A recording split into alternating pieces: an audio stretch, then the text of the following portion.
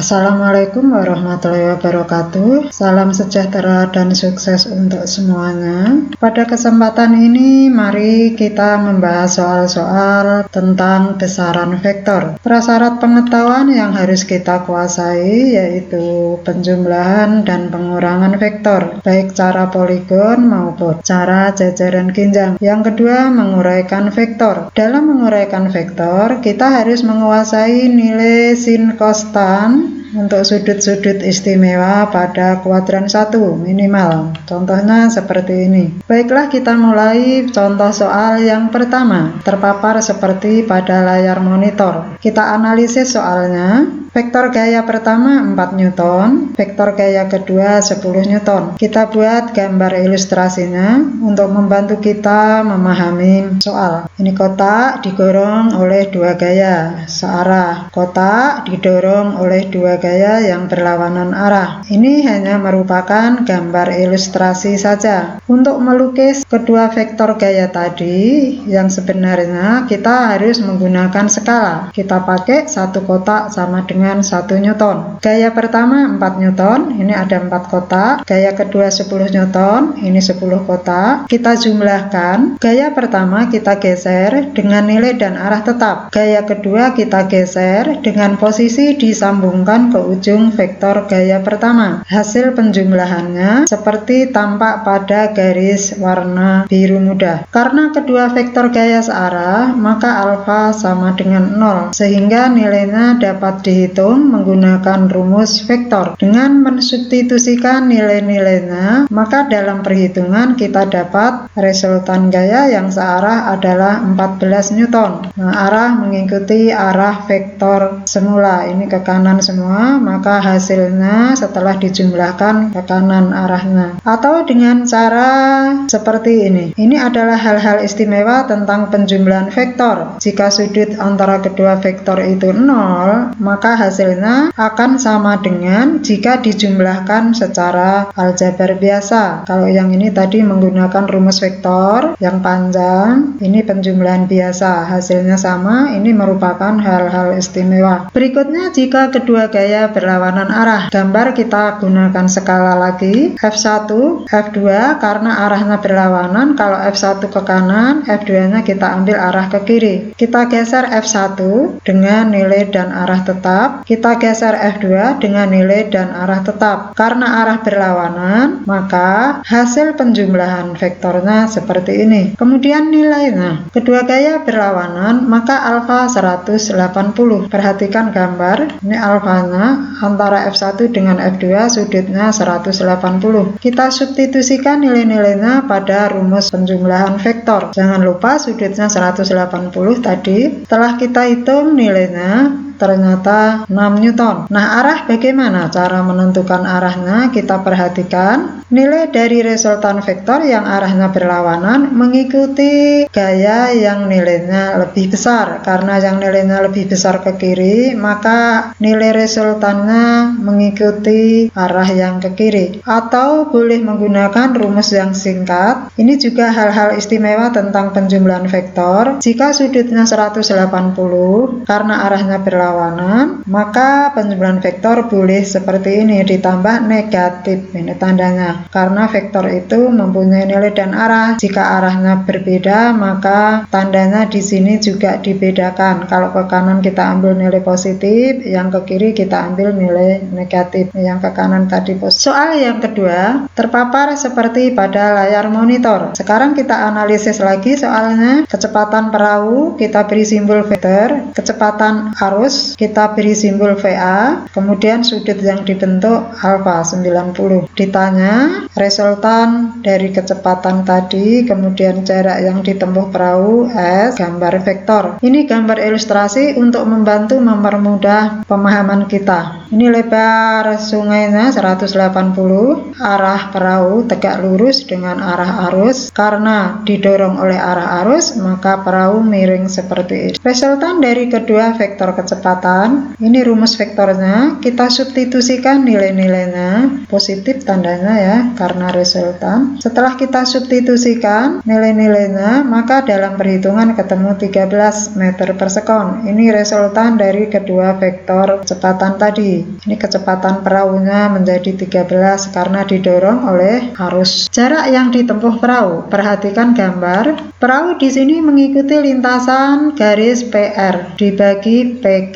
sama dengan PR dibagi VP. Sehingga setelah disubstitusikan diketemukan jarak lintasan P sampai R sama dengan 195 meter. Jadi arahnya menyerong, tidak tegak lurus lagi karena didorong oleh arus air pada sungai. Lukisan vektor yang sebenarnya kita menggunakan skala lagi. Satu kotak sama dengan 1 meter per sekon. Ini tadi kecepatan perahunya 12, maka 12 kotak. Kecepatan airnya, arusnya 5 meter per sekon, ini 5 kotak. Membentuk sudut alfa tegak lurus. Kita geser vektor kecepatan perahu ke ujung vektor arus. Kita geser vektor arus ke ujung vektor perahu. Ini ada titik potong. Kita hubungkan dengan titik pangkal vektor. Ini adalah resultan dari vektor tadi. Soal berikutnya, soal yang ketiga. Perhatikan layar monitor. Sekarang kita analisis soalnya. Gaya yang pertama 3 Newton. Gaya yang kedua 8 Newton. Membentuk sudut 60. Permintaan soal, gambar vektor dan resultan vektor. Ini F1-nya, F2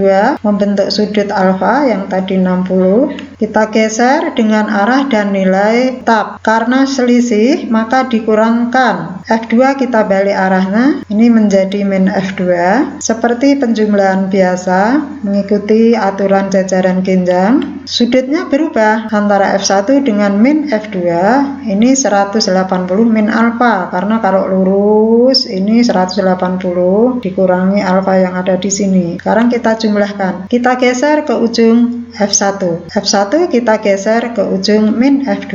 Titik potongnya kita hubungkan ke titik pangkal vektor. Ini adalah resultan dari kedua vektor F1 dan F2. Kemudian rumus yang akan kita pakai, jika kita menggunakan tanda positif, maka sudut yang dipakai adalah 180 min alfa. Atau kalau kita menggunakan tanda negatif, maka sudut yang dipakai adalah alfa. Boleh terserah mau menggunakan yang mana. Kita hitung selisih kedua vektor tersebut. Nah, kita menggunakan rumus yang tandanya negatif, maka sudut yang dipakai adalah 60 yang sini. Setelah dihitung, selisih kedua vektor tersebut adalah 7 Newton karena tanda yang kita pakai negatif ya. Kemudian kalau kita mau menggunakan yang tandanya positif tadi, ini sudutnya menggunakan 180 min alfa. Setelah kita hitung, nilainya sama 7 Newton. Jadi boleh mau menggunakan yang mana, yang ini atau yang ini. Hati-hati sudutnya, karena pada dasarnya pengurangan vektor ini tanda negatif dari nilai min cos alfa ini. Soal yang keempat, kita ingin menentukan sudut yang dibentuk antara kedua vektor. Contoh soalnya seperti terpapar pada layar monitor. Kita analisis soalnya. Vektor V1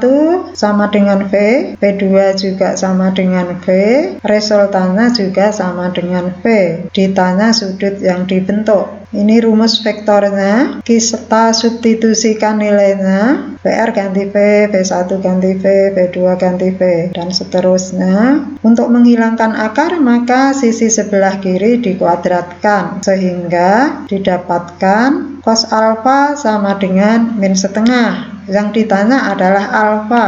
Alfa sama dengan 120. Jadi sudut antara kedua vektor P adalah 120. Soal yang kelima yaitu menguraikan vektor. Ini ada 3 vektor gaya, F1, F2, dan F3.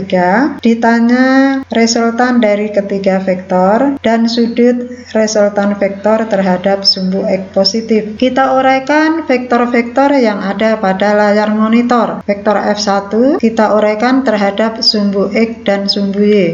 Ini menjadi F1X dan F1Y. Kemudian vektor F2 kita uraikan menjadi F2X dan F2Y, vektor F3 menjadi F3X dan F3Y. Sekarang masing-masing vektor kita jumlahkan dalam arah sumbu X. Kita lihat arah mendatar yaitu sumbu X saja, jadi mata kita terfokus pada vektor yang berada pada sumbu X. Ini F1, kemudian F2, tandanya negatif, kenapa? Arahnya ke kiri. Kemudian ditambah F3, arahnya ke kanan. Kemudian hasil uraiannya kita jabarkan rumusnya. F1X sama dengan F1 kalikan cos 60. Lihat, perhatikan sudutnya. F2X sama dengan F2 cos 45. F3X sama dengan F3 cos 30. Kita substitusikan nilainya, hasil akhirnya 4,87 Newton. Ini adalah jumlah vektor gaya dalam arah sumbu X. Sekarang vektor gaya dalam arah sumbu Y. Kita lihat sumbu Y, kita perhatikan vektor-vektor gaya dalam sumbu Y, yaitu F1Y, F2Y, arahnya ke atas semua, tandanya positif. F3Y